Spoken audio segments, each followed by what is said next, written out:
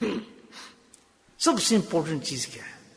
جب سے سب چیز منحصر ہوتی ہے، اس دنیا کے لیے سب سے بڑی چیز انسان کے پاس کیا چیز ہے؟ ایمان.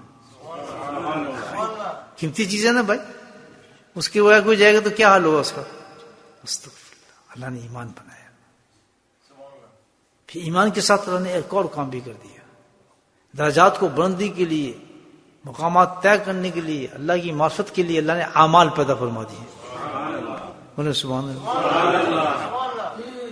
ایمان کے ساتھ ایک اور چیز دے دی، جیسے چاند کے ساتھ سورج دے دیا، چاند کے ساتھ ستارے دے دیے، ہے یا نا ایسا؟ تو کیا دے دیا اللہ نے کے ساتھ؟ اعمال دے دیا. اعمال اس لیے دے دیے کہ اور ترقی کرتا ہے اور پہنچ جائے. لیکن اس سے بھی اونچی چیز ہے کہ اس کے بغیر ایمان بھی بیکار، اعمال بھی بیکار اور سب کچھ بیکار. دیکھیں تو اس کے لیے کیا کام ہوگا پھر آپ بتائیں. وہ کیا چیز ہے؟ قد افلح من زکاہا.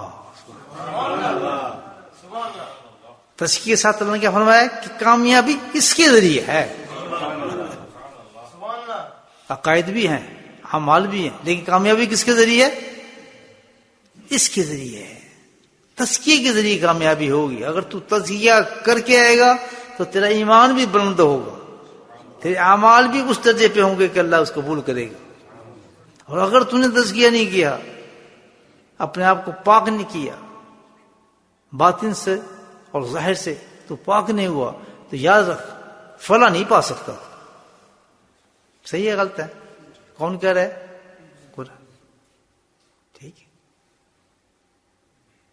تو جب اتنی بڑی چیز ہے جس میں انسان کی فلاح منحصر کرتی ہے، ہمارا ایمان منحصر کرتا ہے، ہمارا اعمال منحصر کرتے ہیں، ہماری اس دنیا کی ہر عبادت منحصر کرتی ہے تزکیے کے لیے، تو اللہ سے پوچھتے ہیں نا تزکیہ کرنے کی تو نے کیا چیز بتائی، یہ بتا، یہ تو بنا. تو اللہ نے اعلان فرمایا، اللہ اس کے لیے فرمایا اللہ نے وَاذْكُرُوا اللَّهَ كَثِيرًا لَعَلَّكُمْ تُفْلِحُونَ.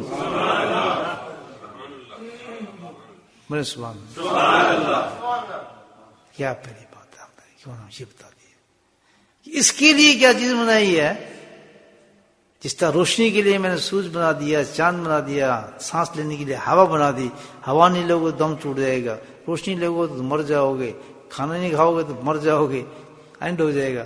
اسی طرح فرمایا کہ انسان کی پاکی کے لیے، اندر کی باطن کی صفائی کے لیے جو چیز میں نے پیدا کی ہے جس سے انسان صفائی حاصل کر سکے گا، وہ کیا ہے؟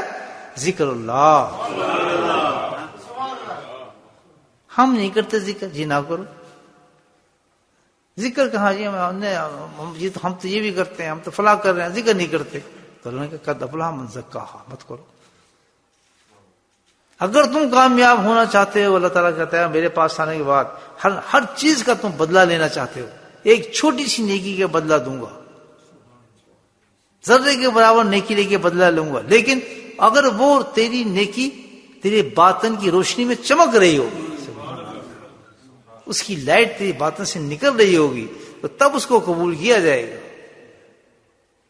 تو میرے بھائی تزکیے پہ منحصر ہے ہر چیز انسان کی. یہ کوئی ہمارا آپشن نہیں ہے.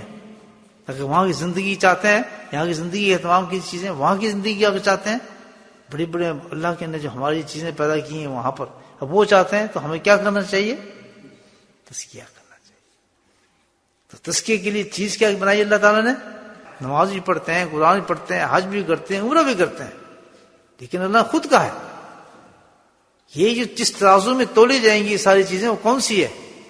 وہ صفائی ہے، تزکیہ ہے. اگر تزکیے کے اندر وہ تزکیے کے بغیر وہ چیزیں کریں گے تو ہزاروں جراثیم لگے ہوں گے اس میں، ریا کا، تکبر کا، جھوٹ کا، فراڈ کا، دکھاوے کا، ہزاروں جراثیم کے ساتھ تو لے کے رہے گا اپنی ایک نماز، اپنی حج، اپنے عمرے، اپنی تلاوتیں، اپنی قراتیں، سب کچھ جو ہے وہ لپٹی ہوں گی تیرے ہر چیز ان چیزوں میں.